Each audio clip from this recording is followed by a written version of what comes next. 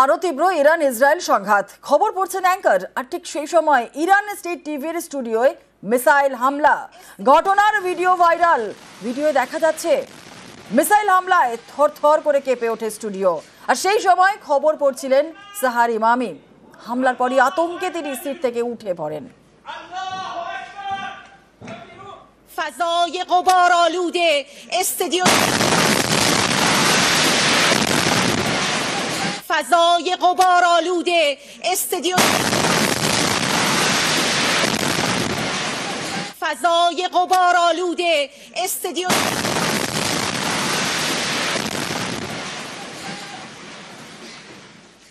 ইরানের আকাশ দখলের দাবি ইসরায়েলের। প্রধানমন্ত্রী বেঞ্জামিন নেতানিয়াহুর দাবি, ইসরায়েলে যুদ্ধ বিমান দখল নিয়েছে তেহরানের আকাশে।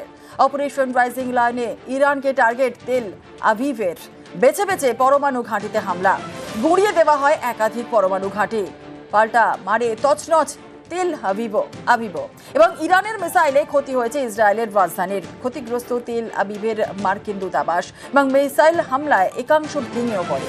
হতাহতের কোনো খবর না থাকলেও আপাতত বন্ধ দূতাবাস।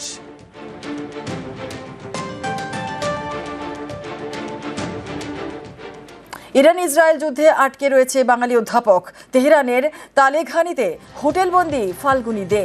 হোটেল থেকেই লাগাতার তিনি শুনছেন মিসাইল ড্রোনের শব্দ। ইরানে আগ্নেয়গিরি অভিযানে যান ফাল্গুনি দে। হোটেলে থাকা খাওয়া সমস্যায় ক্রমশ তার বাড়ছে। যুদ্ধের মাঝেই পড়ে দিশেহারা কলকাতার অধ্যাপক। ভারতীয় দূতাবাস থেকে সাহায্য না পাওয়ার অভিযোগ। দ্রুত উদ্ধারের জন্য ভারত সরকারের কাছে আবেদন। কলকাতা থেকে জামাবান্ধ এক্সপিডিশনে এসে এখানে তেহরানের হোটেলে আটকে গেছি। ইসরায়েল এবং ইরানের মধ্যে যুদ্ধ পরিস্থিতি আরও ভয়ানক হতে চলেছে। এখানে আমি একমাত্র ভারতীয় নিজেকে দেখতে পাচ্ছি। বাকিরা আরও বিভিন্ন দিকে আছে। প্রায় 10,000 ভারতীয় এখানে আটকে গেছে। থাকা খাওয়া আস্তে আস্তে জটিল হয়ে দাঁড়াচ্ছে, কারণ এতদিন থাকতে হবে এই প্রত্যাশা নিয়ে আমরা টাকা পয়সা সঙ্গে আনিনি। আমি ভারত সরকারের কাছে আবেদন করব তারা যেন খুব দ্রুত এই পরিস্থিতির একটা সুরাহা করে। আমরাও এখানে আর্থিক অনটনের মধ্যে আছি। কিছু একটা জরুরি ভিত্তিক সিদ্ধান্ত নিয়ে আমাদের এই পরিস্থিতি থেকে উদ্ধার করা হোক। বাবা রিকশা চালান, মেয়ের চোখে ডাক্তার হওয়ার স্বপ্ন। আর সেই পথেই বড় ধাপ। নেট পাশ করলেন সুন্দরবনের বিদিশা বর।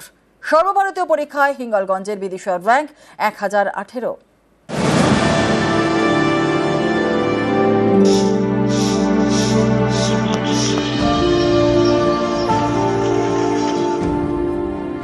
উত্তর 24 পরগনার সুন্দরবনের হিঙ্গলগঞ্জ। এখানকার প্রত্যন্ত গ্রাম বাঁশতলা। এই বাঁশতলার মেয়ে বিদিশা বর হতে চান ডক্টর বিদিশা। সেই মতো এবছর নিট ইউজি পরীক্ষা দেন। এটা সর্বভারতীয় ডাক্তারি প্রবেশিকা। এরকম একটা পরীক্ষায় বিদিশার র্যাঙ্ক 1018।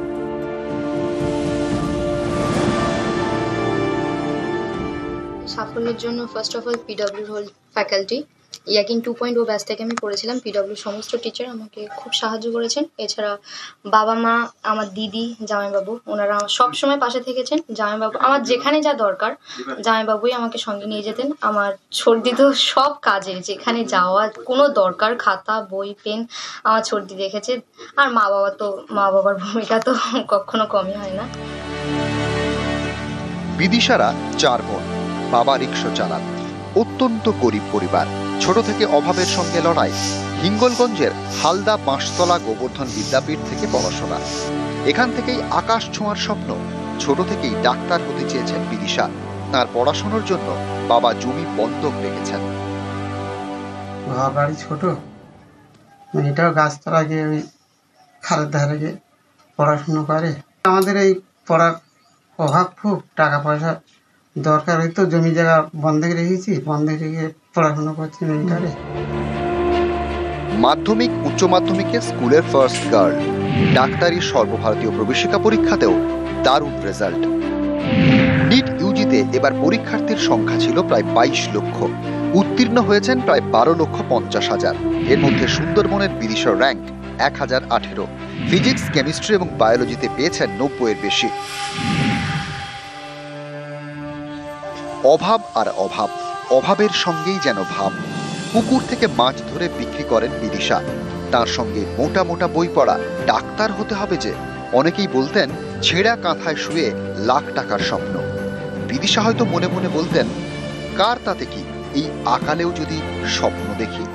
সেই স্বপ্ন পূরণের পথে বড় ধাপ, সর্বভারতীয় প্রবেশিকায় দুরন্ত রেজাল্ট সুন্দরবনের বিদিশার। 11-এ আসাকালীন কোন স্ট্রিম নেবো তখন ঠিক হলো আমার যে ক্যালকুলেশন, ম্যাথ এসব দিকে একটু ইন্টারেস্ট আছে, তো আমি সায়েন্স নিয়ে নিই। তারপরে ঠিক করলাম কি হব।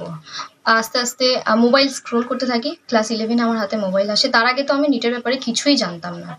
11-এ মোবাইল সার্চ করতে করতে জানতে পারি যে ডাক্তারি পড়তে গেলে নিট এক্সামটা ক্লিয়ার করতে হয়, তারপরে MBBS এ চান্স পাওয়া যায়। উত্তর 24 পরগনা থেকে ক্যামেরায় সাম্য গোস্বামীর সঙ্গে জিয়াউল আলম, নিউজ 18 বাংলা। মাস মাইনে 9,500 টাকা, তাঁর নামে 36 কোটি টাকার কোম্পানি, আর সেই কোম্পানি আবার নাকি 8 কোটি টাকা জিএসটি ফাঁকি দিয়েছে। হাওড়া ডোম জুড়ে প্রতারকদের খপ্পরে কার্তিক রুইদাস। সম্প্রতি এই যুবকের বাড়িতে হানা দেয় জিএসটি অফিসাররা, আর তখনই সামনে আসে আসল ঘটনা। পুলিশ সাইবার সেলে অভিযোগ দায়ের করেছেন কার্তিক।